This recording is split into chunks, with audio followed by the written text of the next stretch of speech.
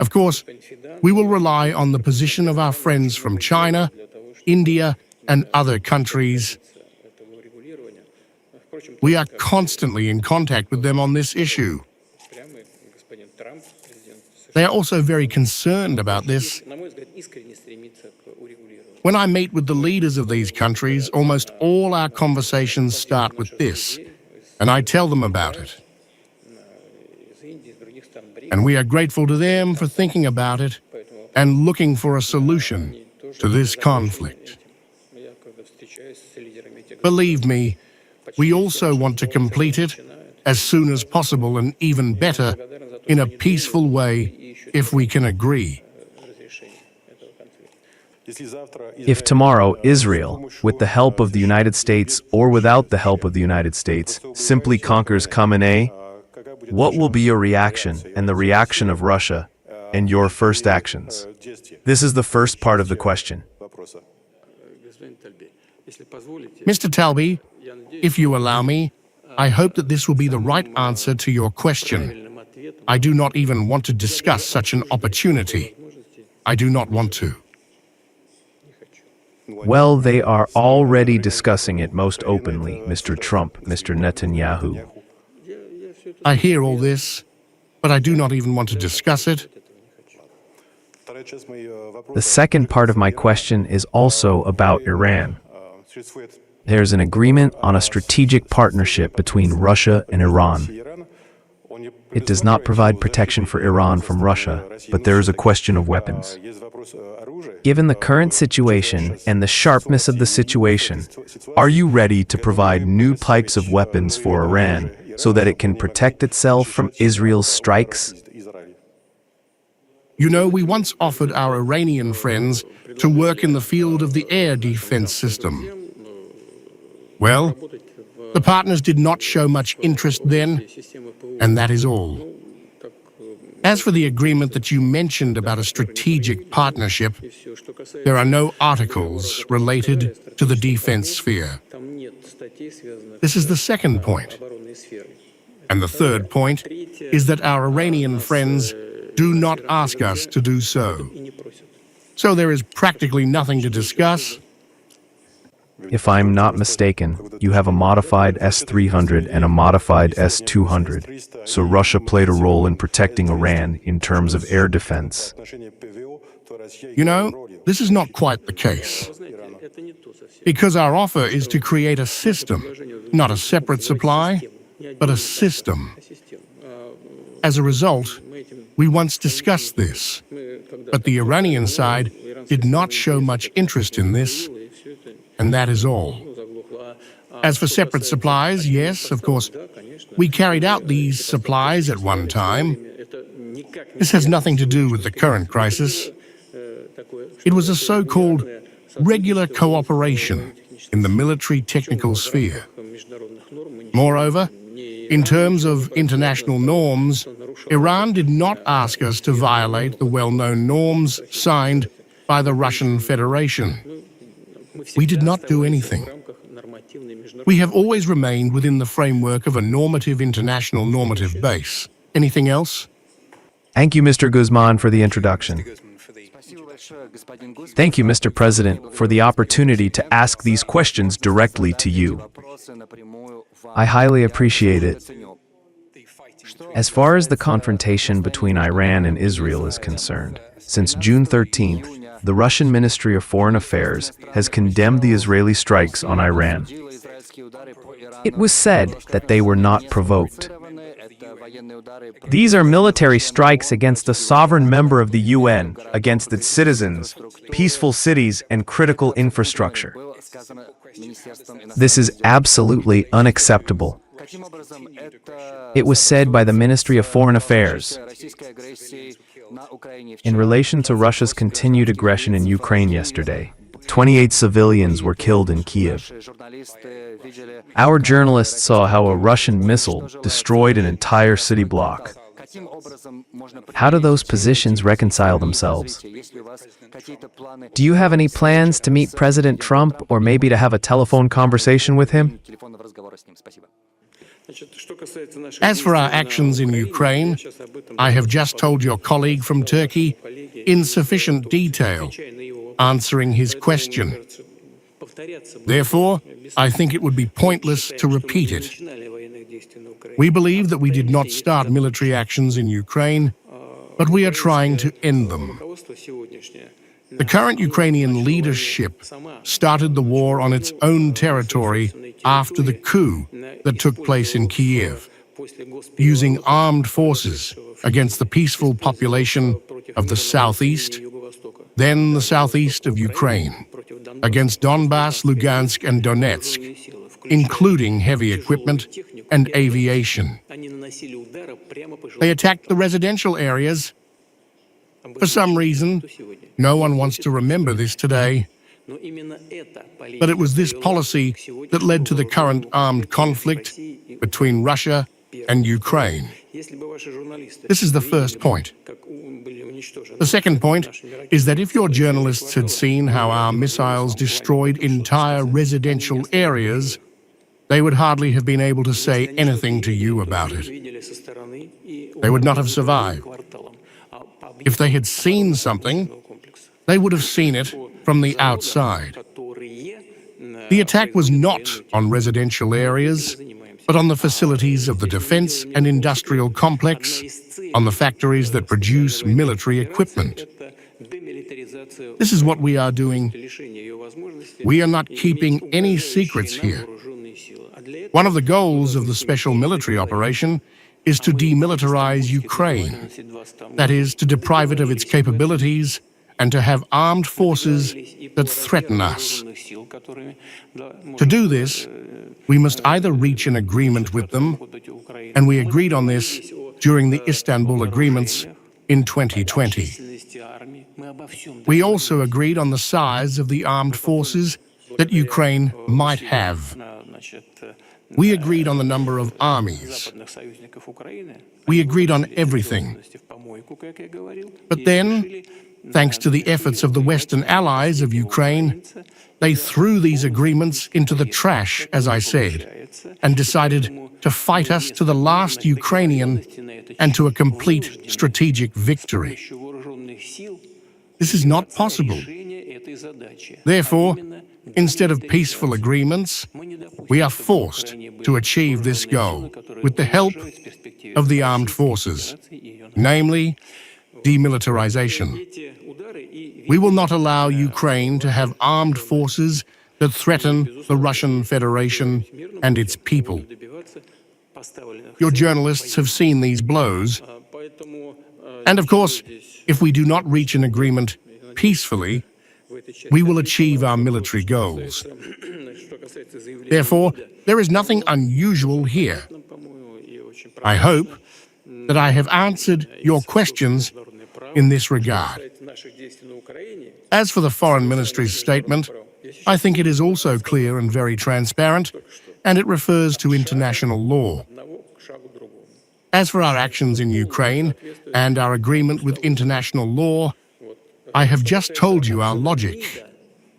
From one step to the next, we believe that this completely complies with the UN Charter. As for the Foreign Ministry's assessment, well, this is our Foreign Ministry. Well, you can see for yourself how objective it is in your opinion and what it has in mind. I did not notice anything in your mind. In this regard, I hope I have satisfied you and answered your question. As for possible meetings with Mr. Trump, well, it would certainly be highly useful. I agree with the President of the United States. It should, of course, be prepared and end with some positive results. The track is a good choice. We have spoken on the phone with President Trump several times. We have great respect for his intention to restore relations with Russia in many areas, including security and economic activity. Look, our import to the United States has decreased by 10 times, and by 4.5 times our import from the United States to Russia has decreased. The truth is that it was small, it was $27 billion, and now it has dropped by several dollars. But the truth is that over the past year, the volume of goods in circulation has increased with the United States. It has fallen with many European countries, but it has increased with the United States. Therefore, I hope that Mr. Trump is not only a politician and not only a man whom the American people have entrusted with the fate of their country, he is also a businessman. And I see a big advantage in the fact that he thinks everything through. Since he has become a rich man, he probably thinks it is good.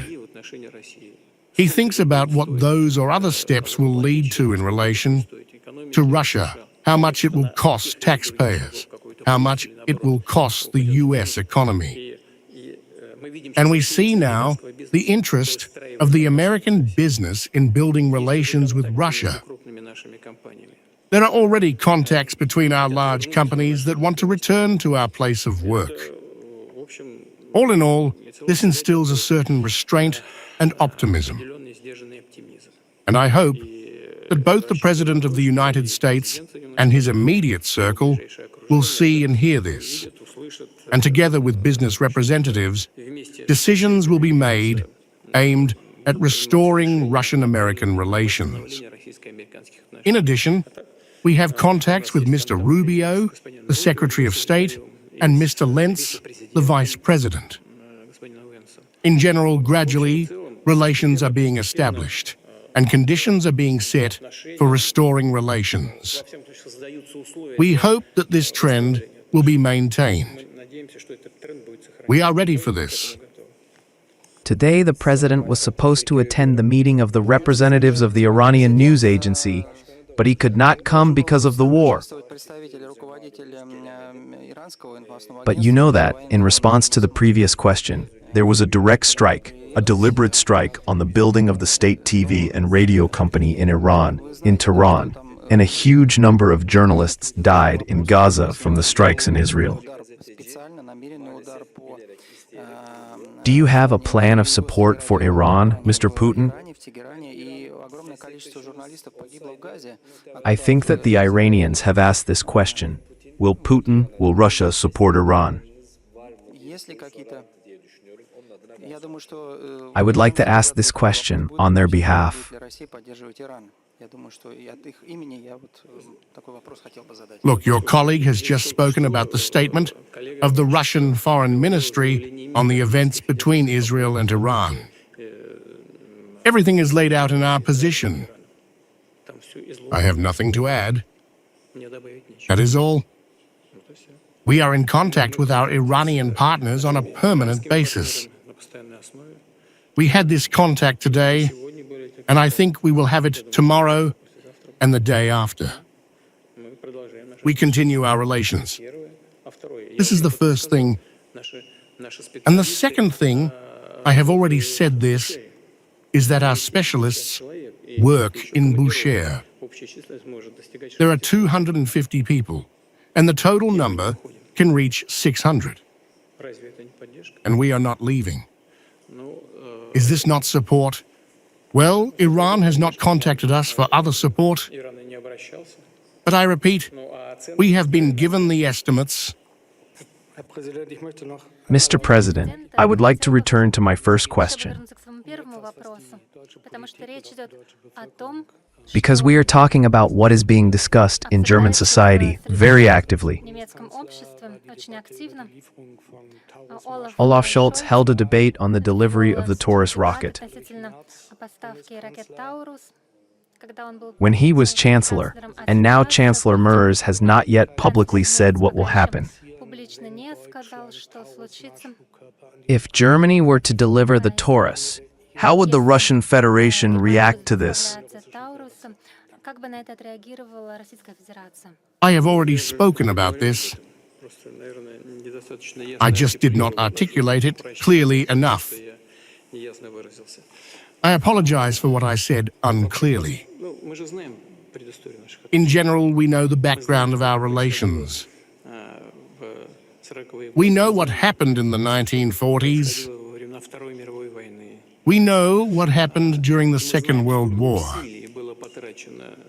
and we know how much effort was made by the Soviet Union, the Russian Federation, and Germany to heal the wounds of the past. And we managed to do this in many ways. This applies to East Germany, the German Democratic Republic, but it also applies to Western Germany, the Federal Republic. It is enough to remember what Willy Brandt and his party comrades did. Kohl also did a lot. The Soviet Union opposed the division of Germany. It was not the Soviet Union's initiative to divide Germany after the Second World War. We were against it. And in any case, no one doubts that in the 1990s, it was Russia, the Soviet Union, and Russia who played a decisive role in uniting Germany and breaking the wall. I hope no one in Germany has forgotten this. I would like to underline that our representative of the Russian parliament wrote this in his letter to his colleague, the Federal Republic. Russia has not taken a single step in the entire recent history, I would like to emphasize, which would contradict the interests of the German people and the Federal Republic of Germany. Well, the situation has changed now. I do not want to give estimates of the position of the Federal Republic, which occupies us as a result of the assessments that are given in many Western countries. All right? This is a question of political estimates. When we see German tanks in Ukraine, not even in Ukraine, but in Kursk, for example, there is no doubt that it is Russian. This is, of course, a different story. And what are Tauruses? These are high-precision weapons that Ukrainian servicemen cannot control. They are not able to do this. This is an obvious thing. Everyone knows this. It is impossible to use Tauruses without space reconnaissance. Only Western countries can do this. It is impossible to use Tauruses without German officers. Only German officers can control Tauruses. What does this mean? Does this mean that Bundeswehr servicemen will strike Russian territory with German weapons? What does it mean if the Federal Republic is not drawn into a direct armed conflict with the Russian Federation? This cannot be called otherwise. This is not our choice. We do not want this to happen. But if the leadership of the Federal Republic makes such a choice, all right, we will make use of it. I will not go into details now, but this will certainly cause serious damage to our relations. I say this very gently, but this will not have any impact on the course of hostilities, because the Russian armed forces have a strategic advantage in all areas, in all of them.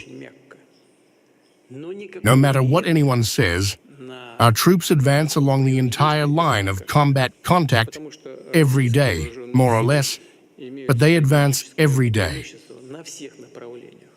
And further advance, even if Tauruses are used, is inevitable.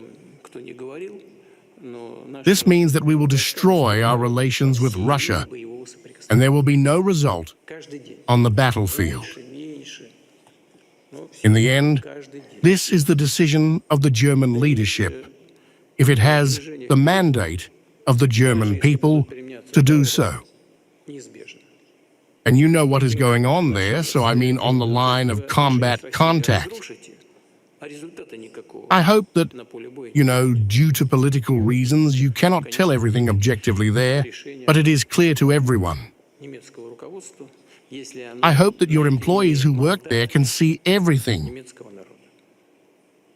You see, the Ukrainian armed forces are mostly equipped with 47%, and the assault units are less than that. What is next? It is not even a matter of whether weapons are supplied to Western countries or not. This is important, of course, but if the equipment is less than 50%, the armed forces are considered, according to the definition, not capable, not combat capable. Mass and forced mobilization is taking place there. You probably know this. I understand that, according to political reasons, we are forced to keep quiet, but I hope you know this yourself. They have agreed to take 18-year-old boys. They plan to recruit Waffen 500. I think they recruited only 1,000, and then 500 people simply scattered. And the number of deserters is increasing. It is just growing very fast. Losses exceed the level of the mobilization. And that is it. What is next? Therefore, we agree, let's sit down and reach an agreement. We proposed the terms of the agreement in Istanbul in 2022. They were much softer than they are now. The situation has changed now. They are what they are now. But according to the same principles in Istanbul, we are ready to make further decisions. They will not reach an agreement. The situation may change even more in the worst direction for them. There is no need to delay. We need to sit down and reach an agreement. You see, I have not come up with anything. Believe me, this is absolutely objective information. Well, the unit has been supplemented by 47%. Well, hello. Will there be Tauruses or not? It is absolutely pointless. Well, think about it. We need to supply this Taurus in order to finally bury Russian-German relations. Details on Istanbul agreements. History of German-Russian relations. Thank you very much, Mr. President, for agreeing to answer the second question. Earlier you said that Europe and other countries made mistakes in relation to Russia. At the end of this year, you will have been in office as president or prime minister for more than 25 years. When you reflect back, have you made any mistakes?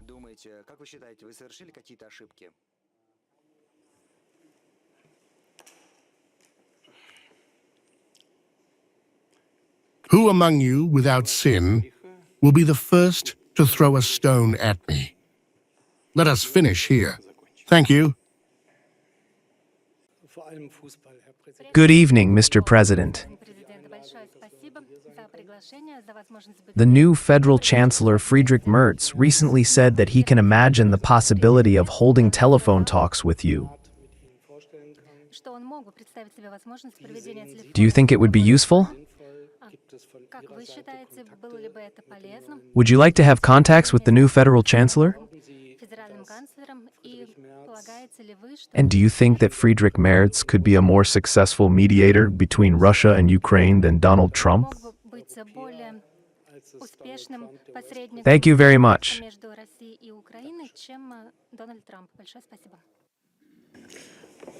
If the Federal Chancellor wants to make a phone call and talk, I have said this many times, we do not refuse any contacts, and we are always open to it. A year and a half ago, or rather two, I had such conversations with Chancellor Scholz and other European leaders. They had a regular attitude, but at some point, when our European partners decided to strike a strategic blow to the battlefield, they stopped these contacts. They stopped them, but let them renew them. We are open, and I have said this many times. Can Germany make a greater contribution than the United States as a mediator in our talks with Ukraine? I doubt it. A mediator should be neutral, and when we see German tanks, Leopards on the battlefield, and now we are talking and looking at the fact that the Federal Republic is considering supplying Tauruses for an attack on Russian territory, using not only equipment, but also using Bundeswehr officers, this raises great questions. Everyone knows that if this happens, it will not affect the course of hostilities. This is out of the question, but our relations with everyone will be ruined. Therefore, we are considering the Federal Republic today, as well as many other European countries, not as a neutral state, but as a party that supports Ukraine, and in some cases, perhaps as a partner in these hostilities. Nevertheless, if we are talking about a desire to talk on this issue, to present some ideas on this matter, I repeat once again, we are always open to this. I do not quite understand your question. I agree with what? What do you want me to agree with or not? They said this and that, and then you asked, do you agree with that? Do you agree with either of their Вы statements that it согласны could с lead to regime их change оценками, что это and может that привести к Iran смене should prepare режима for и что unconditional Иран surrender? должен готовиться к безусловной капитуляции? As you know, Russia and I are in contact with the Prime Minister of Israel and President Trump on this issue. We always need to look at whether the goal is achieved or not at the beginning of something. We see that today in Iran, despite all the complexity of the internal political processes, we know about this, and I think there is no point in going deeper, but there is still a consolidation of society around the country's political leadership. This is almost always the case, and Iran is no exception.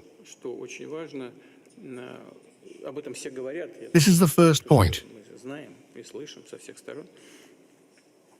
The second point, which is very important and everyone is talking about this, I will only repeat what we know and hear from all sides.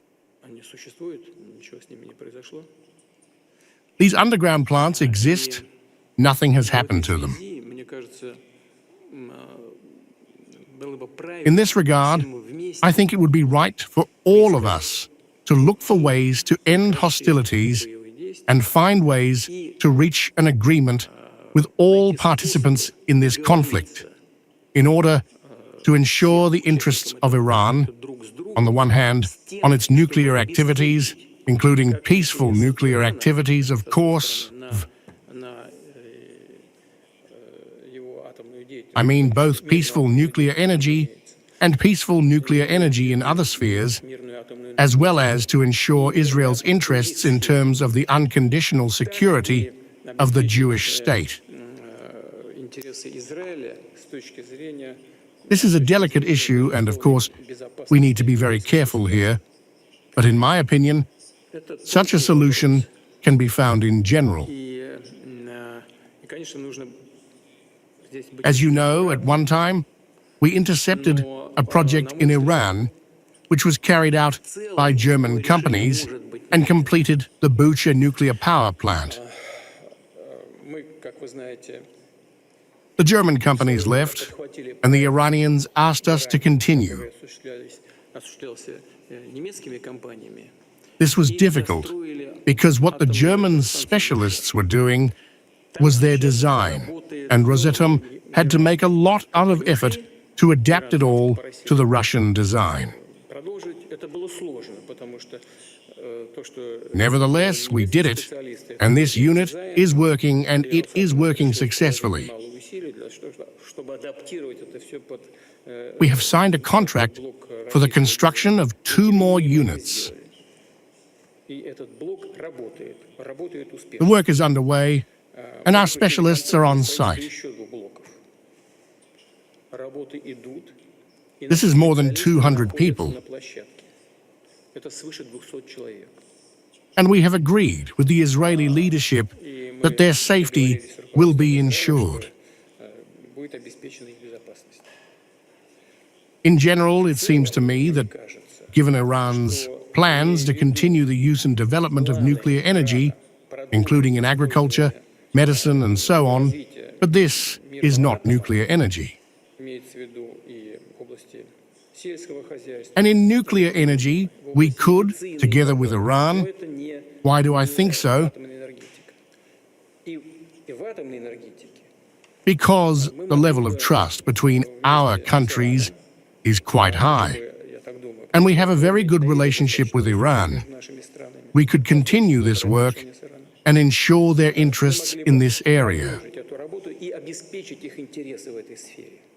I will not go into details now, there are many of them, and we discussed all these details with the Israeli side and with the American side, and we also sent certain signals to our Iranian friends.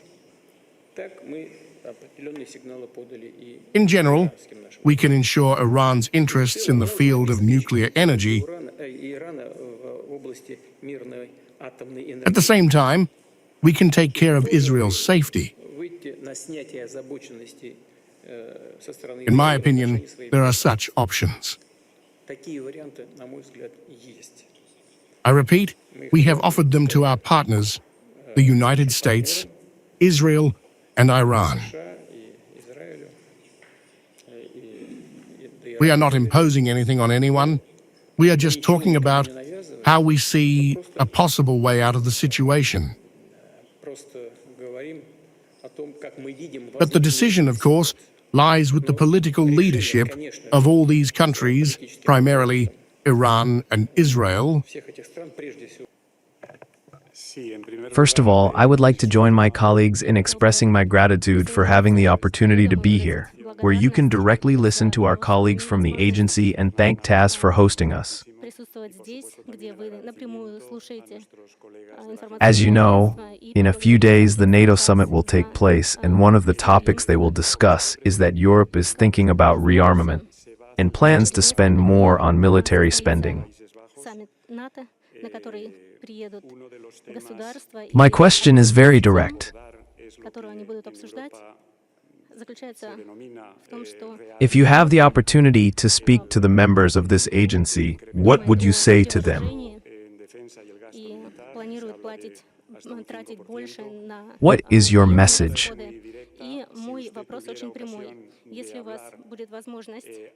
What is the task?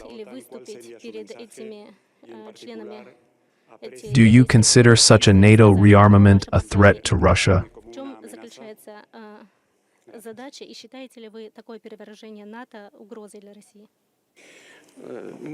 We do not consider any NATO rearmament a threat to the Russian Federation, because we are self-sufficient in terms of ensuring our security, and we are constantly improving our armed forces and our defensive capabilities. Whatever NATO does, of course, it creates a certain threat, but we are coping with all these threats that will arise. There is no doubt about that. In this sense, any rearmament and an increase in NATO budget by up to 5% from the GDP do not make any sense. This is the first point. The second point. You know, for centuries, unfortunately, this is how I can fully affirm this, for centuries in the West, all the time, not all the time, but from time to time, there has always been a question of a threat from Russia.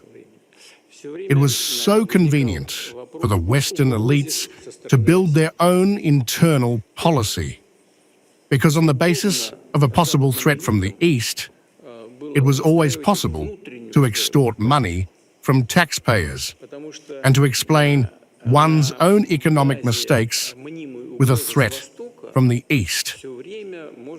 If you look at historical books, we will come to the conclusion that from time to time, this issue has always been raised. It is clear that today's crisis in relations between Russia and Western Europe began in 2014. But the problem is not that Russia annexed Crimea, but that Western countries contributed to the coup d'etat in Ukraine. You know, we have always heard that it is necessary to live by the rules. By what rules? But what kind of rule is it when three states, France, Germany and Poland, came to Kyiv and, as guarantors, signed a paper on the agreements between the opposition and the authorities headed by President Yanukovych? Three states signed it, including the Minister of Foreign Affairs. A colleague from the Federal Republic of Germany is looking at me. Mr. Steinmeier was then the Minister of Foreign Affairs. There is his signature. In a few days, the opposition carried out a coup d'etat, and no one even sneezed, as if nothing had happened. And then we hear that it is necessary to live by the rules. By what rules? What are you up to? Are you writing the rules for others and not going to comply with them yourself? But who is going to live like this? By what rules? This is where the crisis began. Not because Russia acted from a position of power. No, it was those people whom we called partners, until recently, who started acting from a position of power. And the former Deputy Secretary of State, Ms. Zvonopoulos, said frankly, "We spent $5 billion. Why are we leaving now? We are not going to leave. We spent $5 billion on the coup." Wow, such revelations. Hello, we have arrived. Our Western partners have always acted from a position of power, at least after the collapse of the Soviet Union. It is clear why. I wrote about this because the world order after the World War II was based on the balance of power between the winners. And now, one of the winners is gone, and the Soviet Union has collapsed.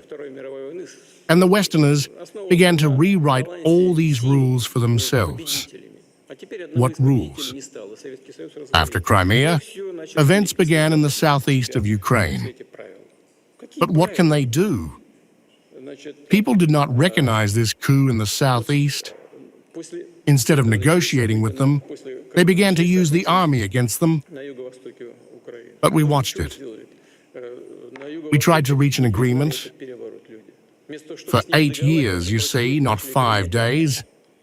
For 8 years, we tried to reach an agreement between the Kyiv authorities, the primary source of power, of which is the coup, and the southeast of Ukraine, that is, Donbass.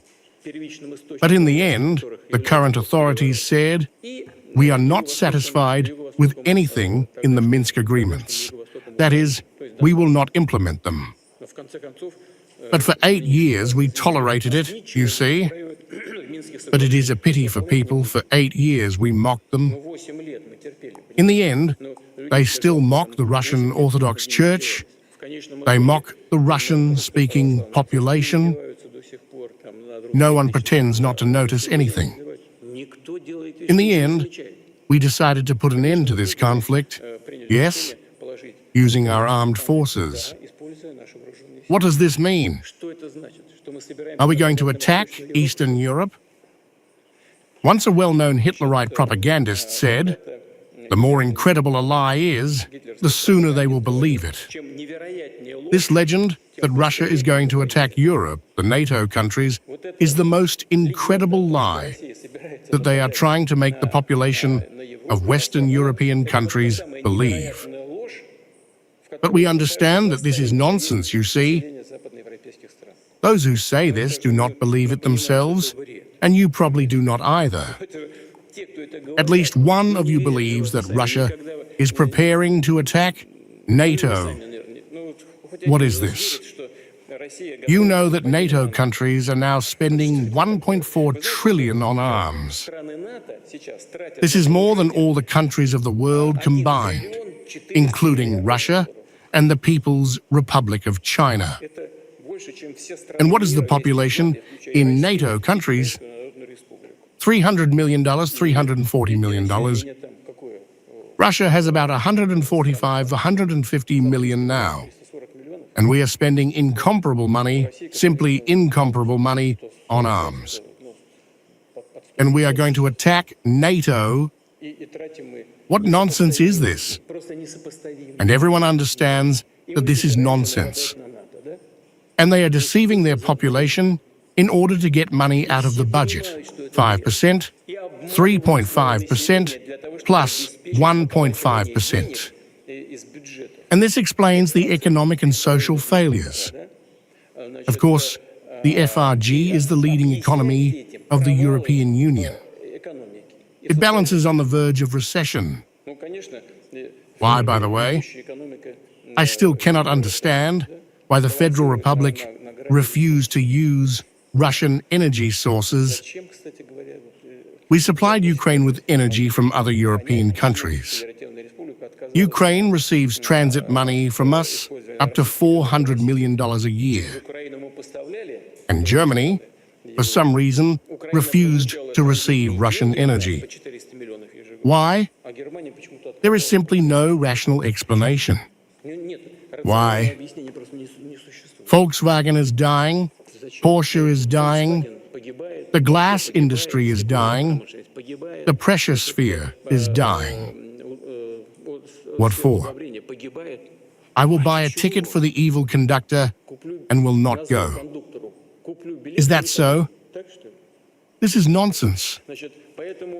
Therefore, if the countries want to increase their budget even more, this is their business, but it will not benefit anyone.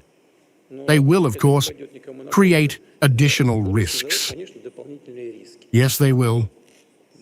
But this is not our decision. This is the decision of the countries. I believe that this is absolutely irrational and pointless. And there are no threats from Russia, of course. This is just nonsense. Yes, Dr. Goebbels said it yesterday. The more incredible a lie is, the sooner they will believe it. And someone, probably in Europe, believes it. It would be better to deal with saving their automotive industry and increasing their earnings. My wife studied in Russia at the university. She really wanted to come. We listened to a wonderful concert. It was great. Russia has always paid attention to art and literature throughout history. On the one hand, there is a continuation of cultural and artistic events in Russia. On the other hand, there is a war between Russia and Russia. I would like to talk to you about how this war can end. Before that, you signed an agreement with Erdogan, the president of Turkey, on a grain corridor. Last week, Mr. Erdogan called for a peace summit in Turkey. Mr. Zelensky immediately agreed. Mr. Trump said that if Putin goes, I will come. We received a message from the Kremlin that the conditions for this have not yet matured. In this regard, I would like to ask you, do you give the leaders an important role in resolving this issue? And what conditions should be met so that the leaders can come together and put an end to this conflict? Thank you very much. As for President Trump's statement, I heard it in a different way. Mr. Trump said that Putin is not going because I am not going. What is he supposed to do when I am not there? And he is right. In this sense, he is absolutely right. Secondly, he has repeatedly said that if I were president, there would be no war. I think he is right here too. I will tell you why. In one of my last phone conversations with Mr. Biden, I told him that I will not go into details now, of course. We have recorded conversations on this. I told him that there is no need to bring hot conflicts to a head. We need to resolve everything peacefully, and we must force the current leadership of Ukraine to meet the demands of its citizens living in the southeast, to put an end to the genocide of the Russian-speaking population, to stop violating human rights, as the previous Human Rights Administration has always said. By the way, I told him then, it seems to you that everything will be resolved so easily now, but it may take some time, and it would be better not to do what you are pushing the situation towards. I told him this, Mr. Biden. Indeed, if Trump had been president, this conflict might not have arisen. I am allowed to say this. As for meetings at the highest level, you know, I was a participant in the talks in Minsk when we were looking for the principles of peaceful settlement, and we talked for 17 hours straight, all night long. Yes, we agreed on these principles, but they were not fulfilled by the Western side. The former chancellor said that it was necessary to win time in order to arm Ukraine. But she said it publicly, and no one forced her to do it. The former president of France confirmed the same thing. They said it, you see. It turned out that our so-called Western partners were not going to do anything. We need to find a solution that would not only put an end to today's conflict, but would create conditions for such situations not to be repeated in the long term. When the conflict had just begun, we persuaded the Ukrainian side to reunite this part of Ukraine that had left the Minsk agreements. But they refused to do so. As a result, the armed conflict began. What did we do? You see, I have already told Secretary General Guterres, and I said it publicly. You can argue all you want, you see. You can blame Russia for starting the aggression. But listen to me. You do not need to be an expert in the field of public international law in order to understand the logic I am going to tell you about. A part of the territory of one country has decided to separate itself from the rest of Ukraine. This includes the southeast of Ukraine, Donetsk and Lugansk. They have decided to separate. Did they have the right to do so or not? Strictly speaking, within the framework of international law and the UN Charter, did they have the right to do so? The relevant article talks about the right of the nation to self-determination. I think this is the first one. You see, this is the right of the people to self-determination. This is the first one. No, they did not. There is a resolution of the UN International Court, according to which this was a precedent created by Kosovo. The UN International Court directly stated that if a part of the country has decided to separate, it does not have to turn to the central government on this issue. That is it. Donbass has separated. Next. Did we have the right to recognize their independence? We have not recognized them for 8 years, you see. We have put up with them for 8 years and tried to reach an agreement. In the end, they declared their independence. Did we have the right to recognize them? Why not? We recognized them. Having recognized them, we signed an agreement for mutual assistance. Could we have done this? Of course, we could. We did. Within the framework of this agreement, which we ratified by the Parliament, we had to provide assistance, including military assistance. They turned to us with this assistance, officially, and we provided this assistance. Tell me, where did I go wrong? At what point did I make a mistake? Well, you simply will not find it. It is not there. Everything flows from one place to another. When I talk about the Kosovo precedent, I remember what happened then. The Western European countries and the United States put quite serious pressure on this UN court, and it made the decision that if a part of the country has decided to separate, it does not have to turn to the central government for an agreement. That is it. You see, they did everything themselves. And then they say, how can you do this? Can you do this? Is it not allowed here? It will not be like that. The rules must be unified. Only then will they be stable. And this is a guarantee of security for everyone, not at the expense of others.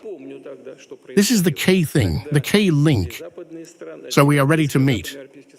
By the way, I said that I am ready to meet everyone, including Zelensky. Yes, this is not the point. If the Ukrainian state trusts someone to negotiate, for God's sake, let it be Zelensky. The question is not this. The question is, who will sign the document? Listen, I did not come up with anything. In the propaganda sense, you can say anything about the legitimacy of the current authorities. But it is important for us, when solving serious issues, not the propaganda component, but the legal one. And how is it legal? According to the Constitution of Ukraine, the President of Ukraine is elected for 5 years. There is no way to extend the powers, even in a military situation. Read carefully. In a military situation, only the Parliament of the Rada can extend the powers. It is written there that elections are not held in a military situation. This is true, but nowhere does it say that the President's powers are extended. No, that's all. According to the Constitution of Ukraine, it is not a parliamentary and not a presidential republic, but a presidential parliamentary republic. What does this mean? It means that all the authorities are formed by the president, including the democratic society. This is how the state can be arranged. Everyone is appointed president, and all ministers are appointed president. There is no election, but if the first person is illegitimate, the entire system of power becomes illegitimate. Why am I saying this? We do not care who is negotiating, even if it is the acting head of the regime. I am even ready to meet. But if it is some kind of final stage, so as not to sit there and divide something endlessly, but to put an end to it. But the signature of legitimate authorities should be there. Otherwise, the next one will come and say, throw it all away. But this is not possible because we are solving serious issues. Therefore, I do not refuse this, but a lot of work must be done. And finally, the most important thing. Well, maybe not the most important thing, but it is important. Before the conflict began, we asked the Ukrainian authorities to implement all the Minsk agreements.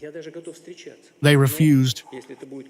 Then a special military operation began, As soon as it began, we told them, listen, let's withdraw our troops from Donetsk and Lugansk republics, which we recognized as independent states.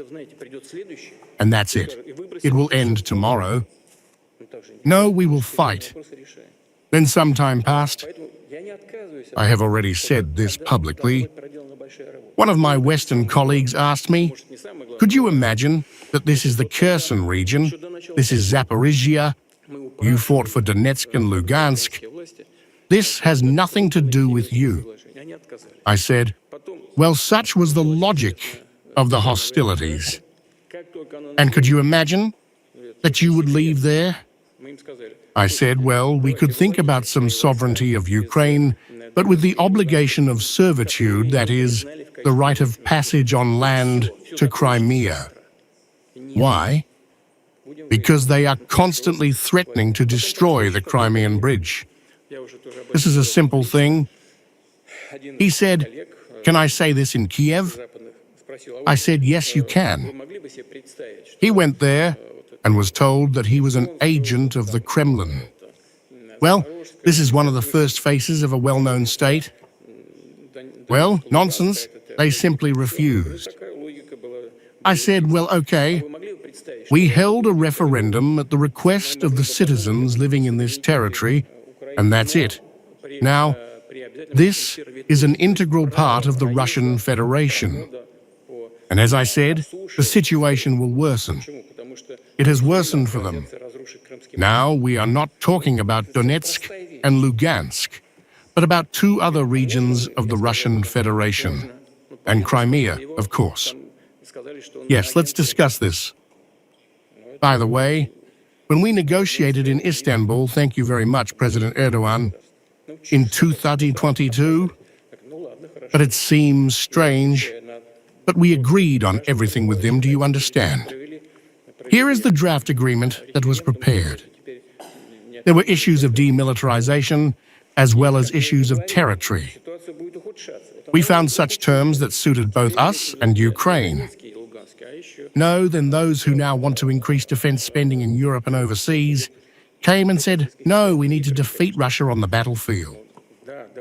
We threw everything we agreed on into the trash, and that's it, and began to achieve this wonderful goal. And now, the situation has changed. And you say, no, let's negotiate. Let's do it. Let's open these packages and negotiate. But we cannot sit there day and night for a year. Therefore, we are ready. These negotiations continue.